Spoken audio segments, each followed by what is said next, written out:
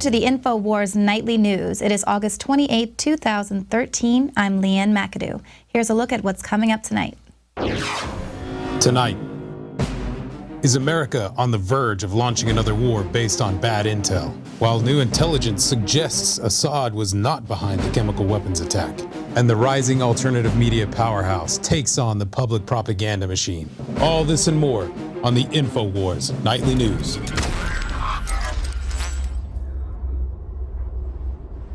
The White House would like to believe that we have all but forgotten that the Iraq War was waged more than a decade ago after official sources provided bad intel.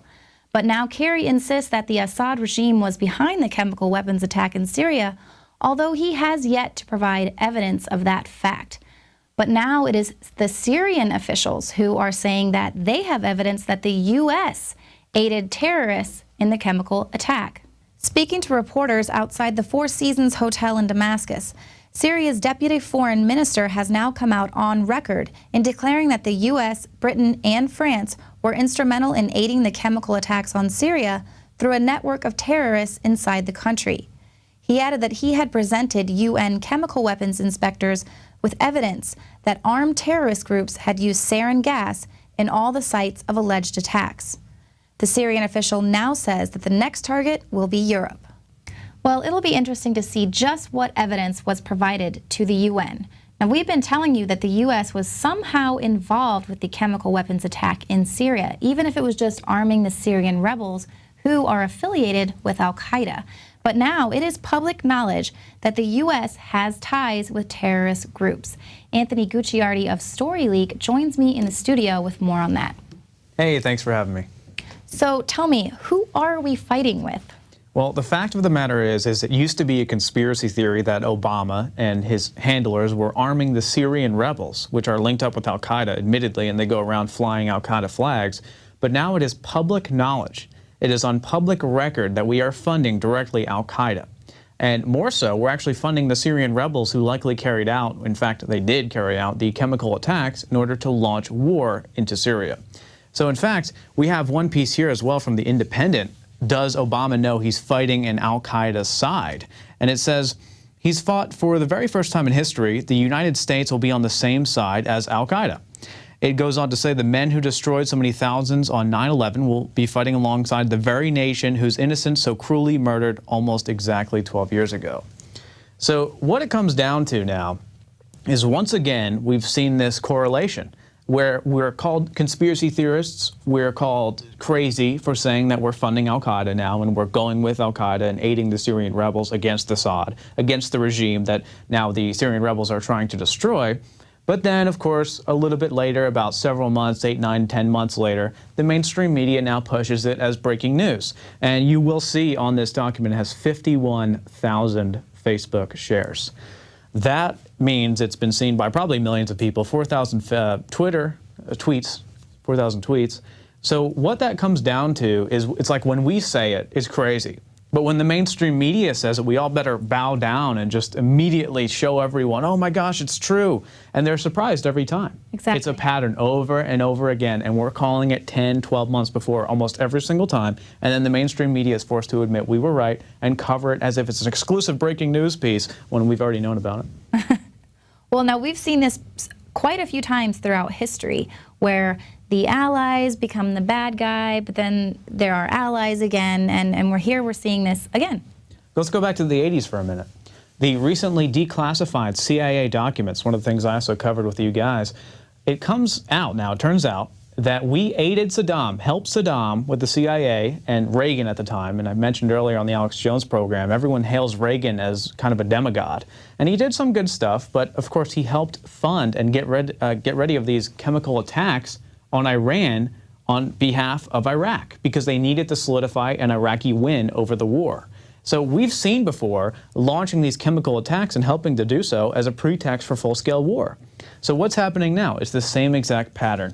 And I also want to talk about this. Syrian rebels pledged loyalty to al-Qaeda.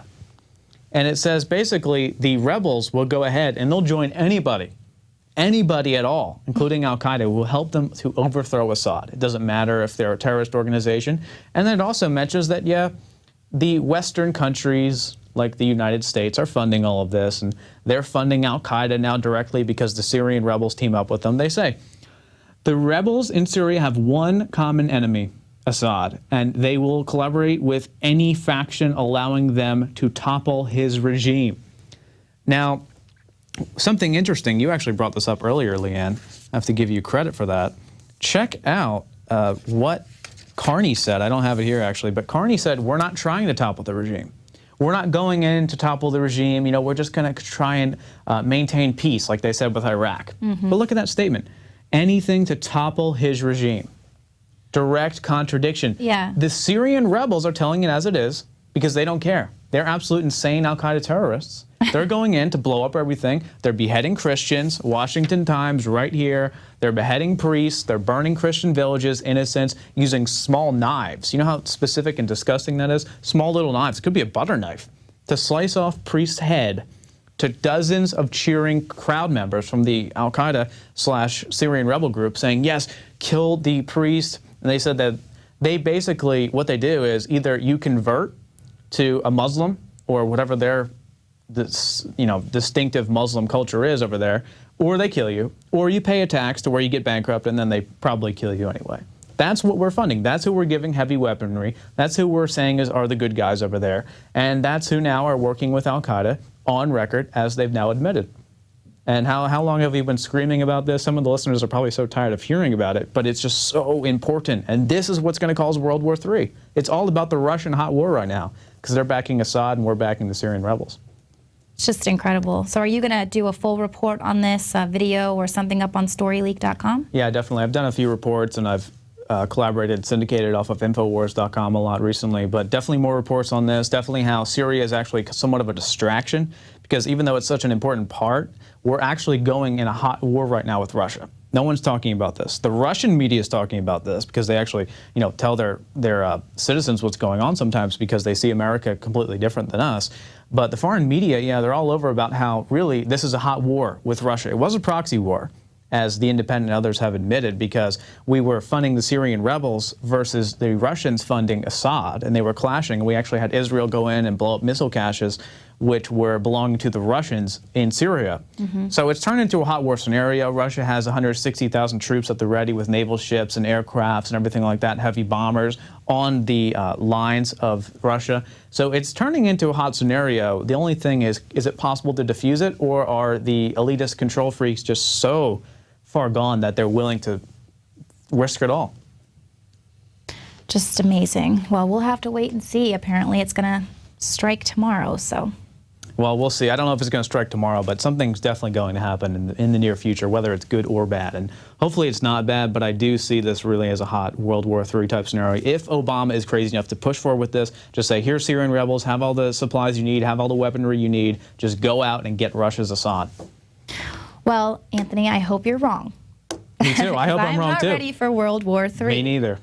Probably be drafted. They're trying to get women into the military now for the draft. They're trying to change it because it's supposed to be constitutional that women and men should be drafted as well. Well, I'm going to donate a kidney or something and render myself unable. So thank you very much. Yep, thanks for having me on. All right, well, it all comes down to that key chemical attack on Syria. But who was it that really carried it out? Intelligence suggests Assad was not behind chemical weapons attack. Phone calls by the Syrian Ministry of Defense intercepted by Mossad and passed to the U.S. reveal that Syrian government officials exchanged panic phone calls with a leader of a chemical weapons unit demanding answers for a nerve agent strike that killed more than 1,000 people in the hours after last week's attack. Why would the Syrian Ministry of Defense be making panicked phone calls demanding answers about the attack if they had ordered it? We don't know exactly why it happened, a U.S. intelligence official told Foreign Policy. We just know it was pretty stupid.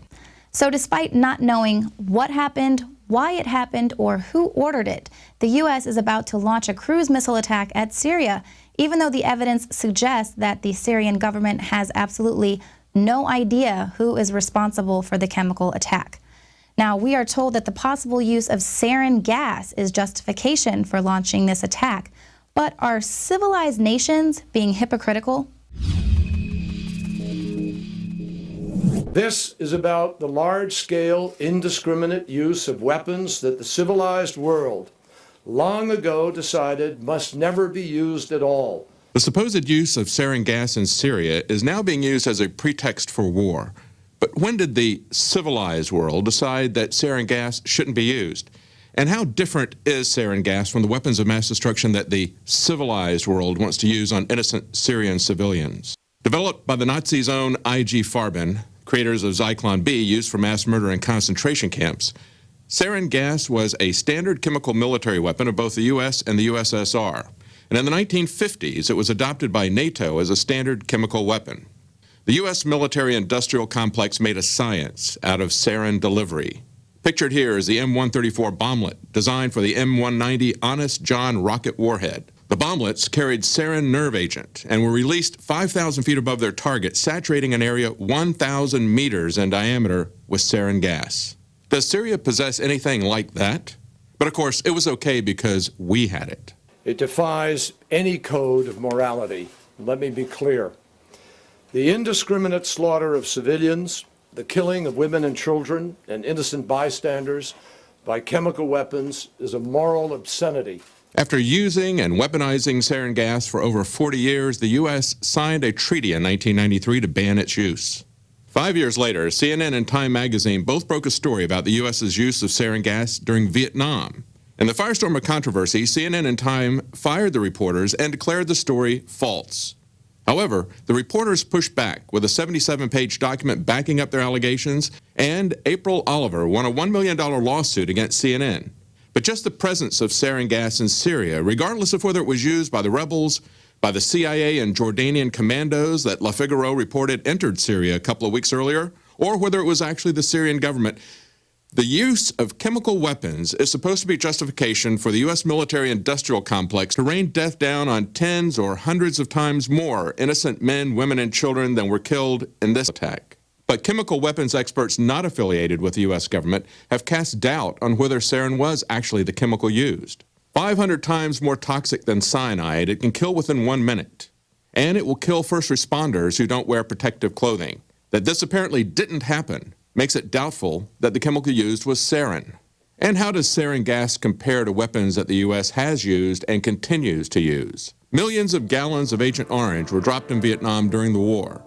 Nearly 50 years later, 3 generations later, it is still showing up in horrible birth defects. And it didn't just affect Vietnamese civilians. American soldiers are dying from cancer and having difficulty getting the U.S. government to accept responsibility, having to fight one by one against the VA.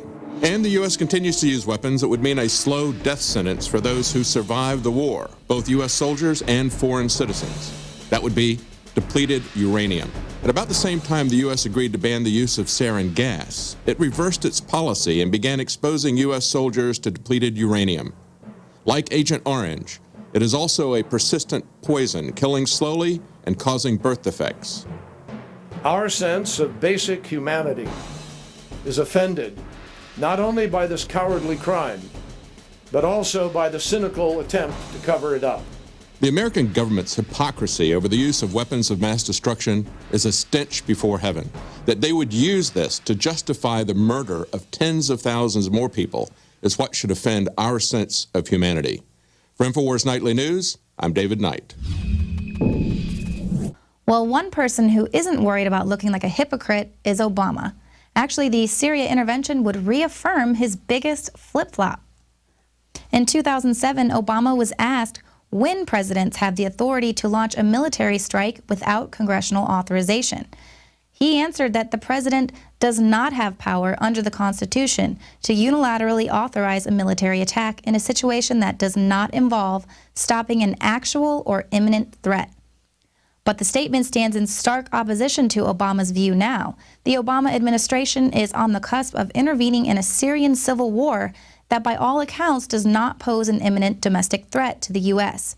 It would not be the first time Obama acted outside his own previous definition of a presidential war powers. In 2011, Obama authorized the U.S. to join an international coalition that established a no-fly zone in Libya in order to stem the threat of mass slaughter. The growing instability in Libya could ignite wider instability in the Middle East, with dangerous consequences to the national security interests of the United States. So once again, we find Obama poised to strike without any confirmation that U.S. security has been threatened. Now, absent that imminent threat, the U.S. should not be engaged in military action without congressional consent. But so far, the White House has ignored requests from a bipartisan Congress to seek congressional approval to attack Syria. So I guess we'll just have to wait and see what happens tomorrow. Now, if there's still any doubt that politics are being operated under gangster rule, these leaked transcripts of a closed-door meeting between President Putin and Saudi Prince Bandar bin Sultan show that Russia is being intimidated into working with the globalists. Saudis threaten Russia with Olympic terrorist attacks unless it abandons Syria support. In return for Russia's cooperation, Bandar is alleged to have promised to safeguard Russia's naval base in Syria should Assad be forced from power. I can give you a guarantee to protect the Winter Olympics next year. The Chechen groups that threaten the security of the Games are controlled by us, and they will not move in the Syrian territory's direction without coordinating with us. These groups do not scare us. We use them in the face of the Syrian regime, but they will have no role or influence in Syria's political future. The London Telegraph also reported on the leak, noting the Saudi prince's attempt to further sweeten Putin with a secret sweeping oil deal and a pledge to safeguard Russia's gas contracts should he abandon support for the Assad regime.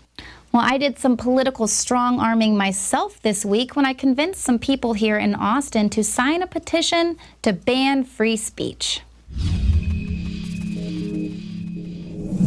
I'm trying to get people to ban religious and racially offensive, sexually offensive speech. Fantastic. It's a lot of terms people don't even realize are offensive, like citizens, mother, father. People take the First Amendment like too literally. I don't think that George Washington and the founding fathers really knew what they were, kind of trouble they'd be causing in the future with all of these rights and things. Thank you. Terms like citizens might be found offensive to people who aren't legal citizens here, but they live here. Why mother and father? Because people who maybe are gay or in a same-sex relationship might find that offensive if they have to fill out a form and say mother or father if they're in a same-sex relationship and it's two fathers, for instance, or two mothers. More neutrality. Speech offends a lot of people, and maybe we can make it a little bit more serious. Well, they'll just start putting hefty fines for people using these really offensive terms. It should be gender neutral. Yeah, I kind of agree with that. Okay. We want to ban the terms mother and father and make it parent or husband and wife to partner. A lot of people are offended by the term. Yeah. One of the things we're really trying to ban is the use of the word brown bag. A lot of people are like, oh, I'm going to bring a brown bag lunch. They don't even realize where that whole term originated from. Look, she's got brown bags right there. She probably didn't even think that was offensive. You think George Washington, really thought the First Amendment was going to cover stuff like that? Kind of foolish.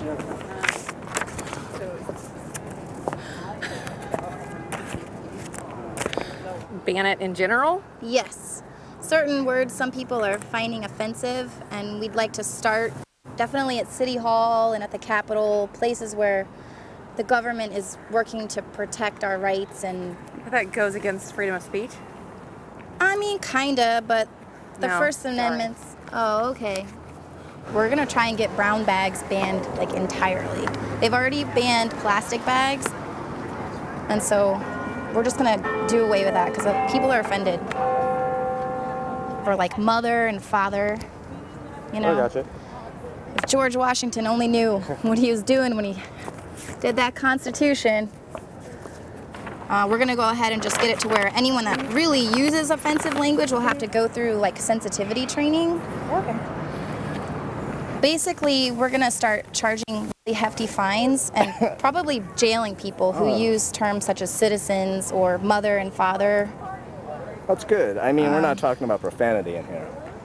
No, like you can cuss all you want, okay. but husband or wife, those kind of things, everything needs to just be neutral. Everyone's equal. Thank you for signing away your First Amendment right.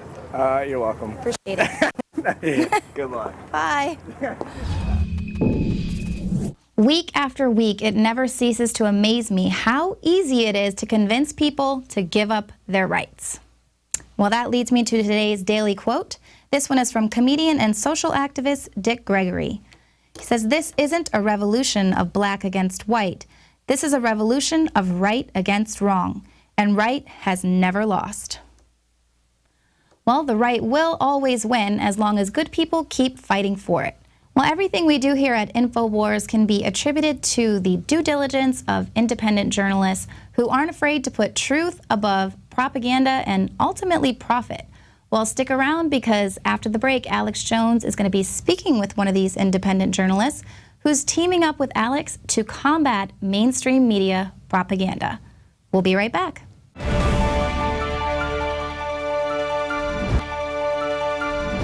A year ago, I committed to our audience of freedom lovers worldwide that Infowars, the syndicated radio show, the filmmaking, everything we're doing would be taken to the next level because the world is becoming such an incredibly dangerous place. And we're in that flux period of history where really the next 100 years of human development is being decided. We are at a critical juncture. Every major historian, futurist agrees that we're in one of the most dangerous periods with the situation with Syria and Russia and China and Fukushima, all of it. That's why Infowars.com has always been a platform to bring activists, researchers, journalists together to try to showcase the work they're doing, whether it's Ron Paul or Ben Schwann, whether it's Dr. Paul Craig Roberts, or the great crew we've got here. There are just hundreds and hundreds of people, from nuclear physicists to retired generals to intelligence people, on the broadcast every day and on the websites, bringing their unique perspective. And the people we continue to interview are those that have been proven to be accurate. The mainstream media could be accurate if they wanted to. They know how the world really works. But they're there trying to create a false paradigm for people to keep you confused so you don't ever become a real participant in the development of human civilization. The globalists want control of that. Now, somebody in the last 3-4 years that I followed his work is Anthony Gucciardi, and he has the great site StoryLeak.com. He also has other big news sites. And he moved to Austin a few years ago, and we've been interviewing him and looking at his work. And it's just consistently been very piercing and informative. And that's why when he was here a month or so ago in studio, I said, hey, we ought to have, you actually work in studio with us as a TV contributor, radio contributor more. And he said, absolutely.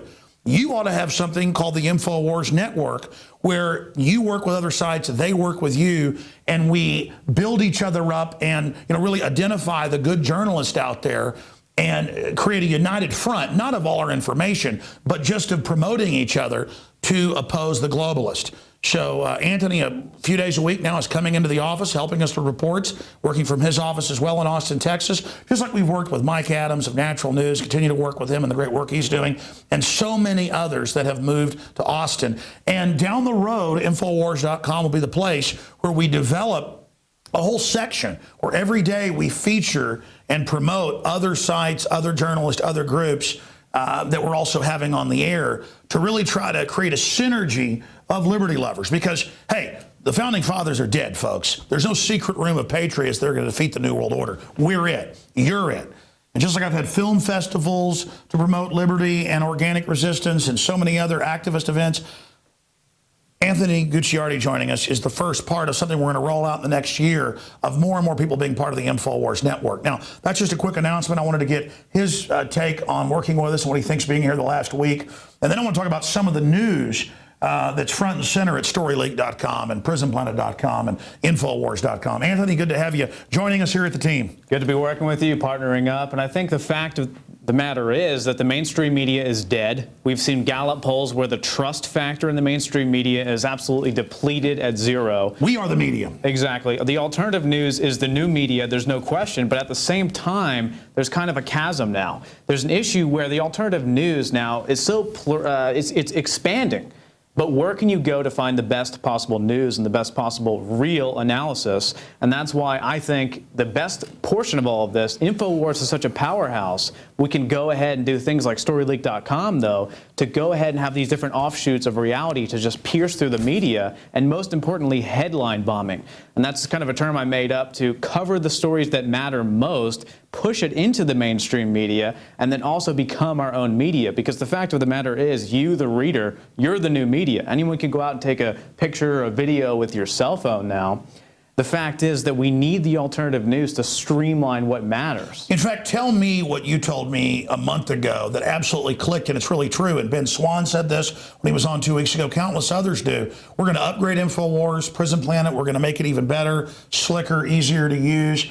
All that's happening right now, but everybody I talk to says, no, really, Infowars is able now to push important regional or international news that the globalists have blocked out into the mainstream. So I've talked to so many movers and shakers who've pointed out what's obvious, but that I'm so close to that I don't tend to notice, that Infowars really does have a critical role in breaking through that electronic Berlin Wall on a junior level to what something like DrudgeReport.com could do. But we're aspiring to bring even more powerful journalists and research together to really intensify our resistance. Well, and here's the thing, too. As you are aware, I've been kind of writing in an indirect way. You've been pulling a lot of my research and analysis off StoryLeak for several years now, which is awesome because we're working together and I'm doing exclusive reports for Infowars over the years. What ends up happening is someone like Drudge does come in, and now it's about on a weekly basis I'm finding some of my stories on Drudge Report. What that does is it gives us an angle to finally come together and headline bomb, since independently we've been hitting on these chords of truth for years now. But by coming together, and not just us, I mean, everyone listening right now, we all need to come together. It's the only way we're going to win. By coming together, we hit the nail on the head to the point now we're all focusing on the same issue. We're all focusing on what actually matters. And more mainstream media will then be forced to cover what we're covering. Exactly. That's what we're getting at here. That's what headline bombing is. You force the media to cover it, it becomes an international talking point. And then the organic liberty movement, the real press, not the vomit supporters and the prostitutes, now we are forcing them to cover our agenda of liberty. It's the opposite of what's happening previously with the mainstream media forcing us to defend ourselves, defending the Second Amendment. We're pushing it on them, and we're saying, now the ball is in your court. We're going on the offense. Exactly. And we've done that in the last year. We've massively increased our presence. And again, Infowars is just one part of it. We want to take other journalists, other groups out there that are doing real research that we can look at and vet and magnify what you're doing, but then at the same time then take the stories that Infowars.com puts out or StoryLeak.com puts out and magnify those as well. Because it's bigger than Infowars, it's bigger than Drudge, it's bigger than StoryLeak. It's about this idea being promoted. The platforms launch it like a rocket, though. These ideas are what's big, but we need the platforms to be bigger than ever to launch it and just explode it so that everyone hears about it. To network and help each other as well, and other sites be able to launch it so there's more of us coming at them. The United States of America can come together and say this is the story that actually matters, because instead we're derailed onto these bogus garbage issues like the Trayvon Martin murder when World War III is brewing.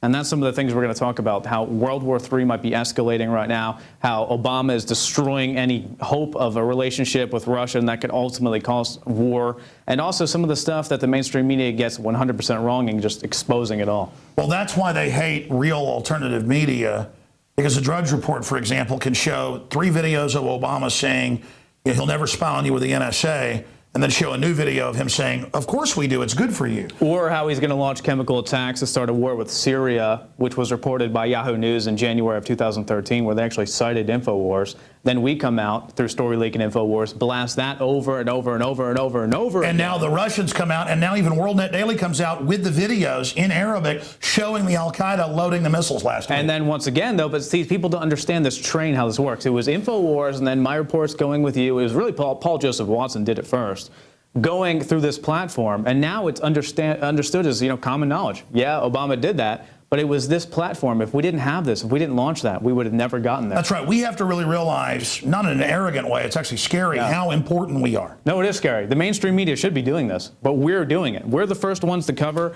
Russia amassing troops on the border and the combat readiness drill after Israel bombed their missile depot. And so that's all that's happened now is nature abhors a vacuum. We filled it because the press won't do their job because they're now just PR hacks. And exactly, and that's why this Infowars network is so big. I mean, there's nothing else out there. We told people first the tuna had radiation in it from Fukushima. That came out. It's hundreds of issues, and people now realize that. And it's important to discredit the old kleptocrat media. Well, it's very exciting. You're doing a lot of reports at StoryLeak.com. Talk about some of the things you're focusing on. Right now, I think we're seeing a massive buildup between Russia. I think Syria is a distraction, as weird as that is. I think Syria was a hot proxy war. Now it's a hot direct war with Russia. I think Obama really is going out for Putin. Well, also, again, they're taking all our regular human rights, civil rights, as Dr. Roberts has pointed out and others. And so it's not that we're against gay people or anything, folks. That's a distraction. It's a football. It's a football issue. Whenever he's asked about the NSA, he brings it up. They've sent over brigades, fifth column people to Russia from the State Department as gay activists to go stir stuff up. You're allowed to protest in Russia. You just can't do it if you're foreign national. They're coming to stir stuff up. And I'm not even defending what the Russians do overall. So they arrest them. No, we're defending against World War III. Absolutely. And then they go, oh, it's okay. Putin's mean to gay people. Let's have World War III. I mean, this is the type of insanity. But here's the difference. Now they have a 9% approval rating to launch this war. Yep. They had a 72 for the Iraq war with fake intel. Americans now understand the trick. So how does that change the atmosphere out there that before they could sell people on these wars on fraud, now the people are actually awake? I think that's some pretty positive news. The problem is, as you said, they're just going to go right ahead with it.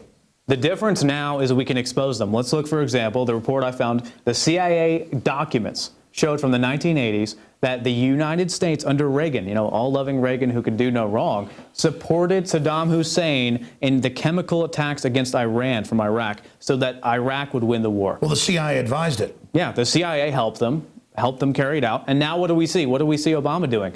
Launching chemical attacks on Syria as a pretext to war. They've done it a million times. This is Iraq 2.0. And notice that Kerry says in the speech, we'll play a clip right here in a moment, it doesn't matter who did the chemical attack. We've got to go in because of it. The indiscriminate slaughter of civilians, the killing of women and children and innocent bystanders by chemical weapons is a moral obscenity.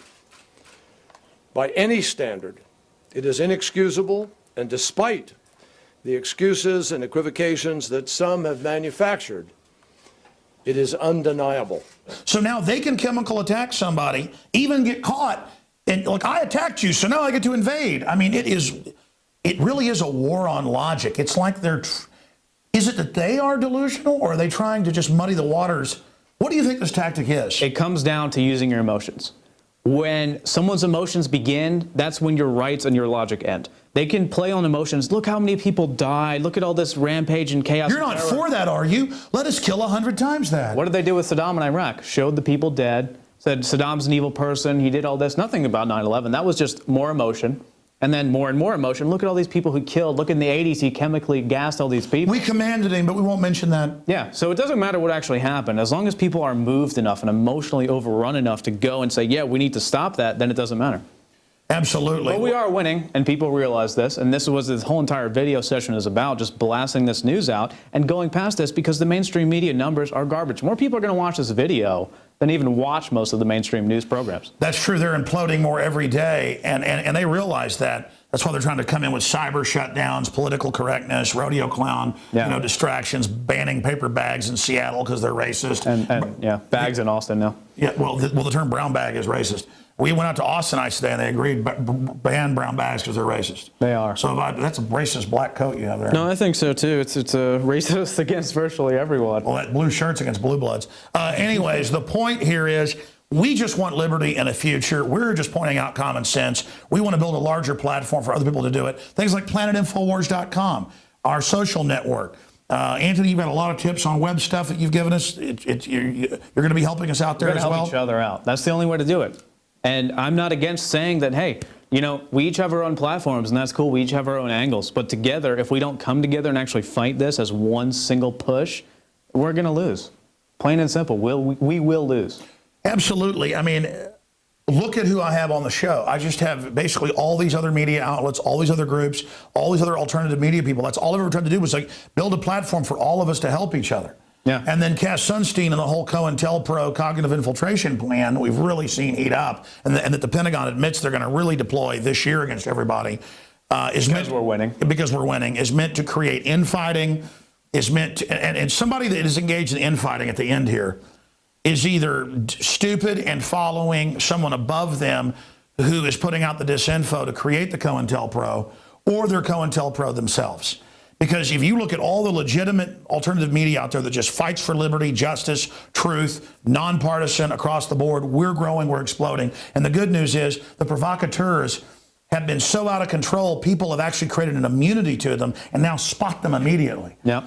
And so what are they going to do now? Well, the Pentagon says they're going to go out and buy all the bloggers. They've gotten rid of the law against domestic propaganda. They're going to spend billions buying all the bloggers. So now we're going to find out who out there is going to be bought off and will then start attacking other media. See, that's why we're also saying we've got to start unifying together so that it's clear. No infighting, none of this. Focus on the New World Order, stopping World War III, stopping Fukushima meltdown, stopping implosion of the dollar, stopping the erosion of our liberties, stuff like that. Okay, instead of this guy's a Fed, that guy's a Fed. That's who the Fed is, folks, okay? And all you do is just ignore them, move forward with the Bill of Rights, liberty, unity on issues. Any comments on that since we're talking strategy? The bottom line is that we're 1700 style right now. We're back to back with some rifles, and there's a lot of redcoats around us with their sights. And unless we actually stand together back to back and deter them, we will be shot down. And you're right about that. The fact is that alternative news, like I said, there's a rift right now between reality and disinformation. And we could go back to a lot of the propaganda from the FBI, like the Black Panther comic books, which we could show on screen, which are disturbing and horrific, that are extremely racist. And back then they were seen as real.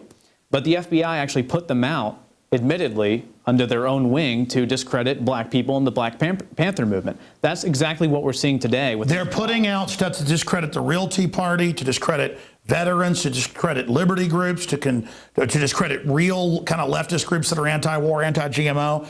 Again, Cass Sunstein wrote 2 papers, one at Chicago Business University, one at Harvard, right before he became the regulations czar under Obama. He's the guy running the 9/11, the NSA commission whitewash right now. I was thinking back to Kissinger to head up the fake 9/11 commission, had a Freudian slip there. Too many sociopathic control freaks. Absolutely, and he says, we can't beat the new media. They're destroying us. All we can do is infiltrate it, get them all fighting with each other. So that's what we're saying here, is that it's about to get a lot worse. But they're having to openly say the CIA is going to engage in infighting disinfo because they're imploding. I mean, this is a major sign of victory. So the answer is, don't respond to the disinfo, don't be involved in it. You become media people. Start a YouTube channel, start a website, start an audio blog, start a local access show, radio show. Get out there, write stories at Planet Infowars, submit them to Infowars, submit them to StoryLeak, submit them to other folks, get them published. Cover real issues. They want the rift in the real alternative media to be, a third of it all infighting and talking about who's what and who's that. That's pure dissension in the ranks of the enemy. Okay, that's how the globalists see it. They see us as the enemy, so 101 is you sow dissension in the ranks of the enemy. Yep. That's what spies and operatives do, and that's what they're doing. That's why you never hear me infight, you never hear me do stuff like that, because that is what they want. We have got to realize they're manipulating us. Any other comments on that in closing? I think that sums it up. In order to win, we have to amp it up. We can't sit here and continue to do what we're doing. We need to actually grow leaps and bounds, and that's what this is all about, and that is what we are doing right now. The one reason Infowars is such a treasure is we've reverse engineered their whole globalist program, reading their own white papers. The military, the special forces, the police, the technocrats all listen. I mean, those callers I had yesterday were just unbelievable. Nuclear launch guys, everything. And I could tell they all knew what they were talking about. It was the real deal calling in. They hear my show and they go, man, this guy knows what he's talking about. Because it's all there in plain view. I haven't been studying the baloney in the media. I've been studying history and how things work. Infowars has such credibility because we're decompartmentalizing for people in the system who already knew all this, but are now being given wide spectrum analysis, and they're smart enough to go, wait, and see it for themselves and then contribute to what's happening. I mean, that's why they're really scared of us. half the troops we run into are listeners. Do you think the New World Order likes that? It's a call to arms. And everyone who thinks they're just going to sit around and not do anything, we're literally facing what could be nuclear war right now. And if that actually happens, if we get to that point, you're going to regret it. I mean, really, you need to stand up. We might not be able to ultimately stop something, some type of cataclysmic event in the way far future, but we can push it back. And they've admitted over and over again they've had to push it back because of us. They've had to push back their Brzezinski plans. said, yeah, Hillary, yeah. Yeah. They've all admitted that. Yep, 20 years plus. So they planned it in 1990, a complete takeover. It's been pushed back. They planned it in 2000, pushed back. I think it's going to be pushed back over and over again until we actually defeat them once and for all. It's like Nineveh and the 100-year reprieve. I mean, we need it, folks. I'll take a 10-year reprieve. I got kids. And that's why everybody, though, is starting to really wake up. We're seeing a lot of good people stand up because they really get, man, this is bad. I mean, we're going down a bad road here. So there you go, folks. We're going to be launching more stuff in the future. Follow StoryLeak over there at StoryLeak.com. And I'm going to give you the codes to the Info Warrior channel that we have, our second biggest YouTube channel that for some reason never gets used around here. So I'm going to hand that over so you can try to help us work on that. I'm going to hand over the code so you can upload the great reports you're going to be doing with us up there. Awesome. Great. Folks, subscribe to the Info Warrior, subscribe to prisonplanet.tv. And remember, if you're watching this transmission, you are the resistance.